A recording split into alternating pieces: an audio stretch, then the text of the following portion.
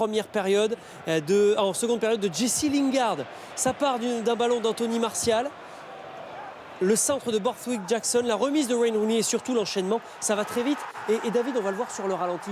Lingard ne voit pas où est le but au moment où il frappe. Il ne voit pas où est le but. C'est un but vraiment d'inspiration. On voit le mouvement sur le côté, le centre, la remise de Rooney. Le ballon est encore devant sur la prise de balle de Lingard. Et c'est en se retournant qu'il arrive à remettre le ballon dans le cadre. Et Thibaut Courtois est beaucoup trop court, bien sûr, sur cette frappe. Mais une très, très belle inspiration du joueur de Moncunien, c'est vraiment superbement joué. On a eu une fin de match complètement folle, 32 tirs en tout. Regardez, il y a une remarquable occasion pour Manchester United, mais Depay la gâche, lui qui est entré en jeu, le joueur qui est passé à côté cette saison, Memphis Depay, recruté pendant l'été. Et ensuite, Chelsea repart à l'attaque tranquillement, le repli de Depay n'est pas effectué. Côté gauche, Fabregas a tout le temps de trouver Eden Hazard, Willian, et on arrive jusqu'à la conclusion de Diego Costa derrière. En fait, c'est dommage pour Manchester United qui a une très belle balle, David, de 2-0.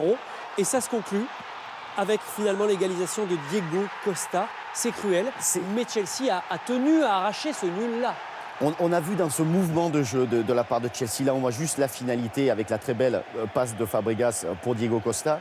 Mais dans l'enchaînement de passes entre Hazard, Fabregas, on a senti que Chelsea était sur le retour dans cette façon de créer du jeu. Et c'est vrai que l'apport d'un Hazard au milieu de terrain peut être qu'un plus supplémentaire, parce qu'il ne faut pas oublier une chose, Chelsea a été champion d'Angleterre la saison passée avec un Eden Hazard au top de sa forme. Et là, c'est vrai qu'il manque dans cet effectif de Chelsea des petites clés pour ouvrir les serrures. Et finalement, on voit que sur cette fin de match, il y a des joueurs qui sont capables d'ouvrir beaucoup de portes.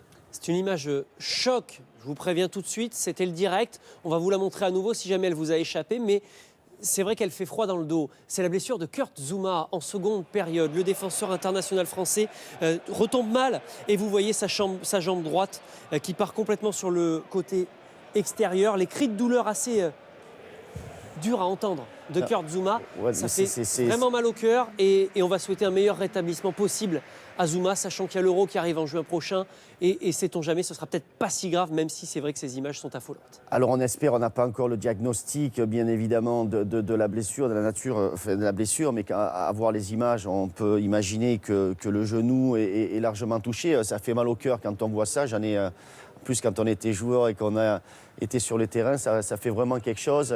On va dire, messieurs, Stéphane, Jean-Luc, c'est vraiment l'incident de ce match. On va bien sûr revenir sur tout ce qui s'est passé dans le match, mais cette blessure de Zouma, préjudiciable pour Chelsea parce qu'il était vraiment en forme en ce moment, vous l'avez dit.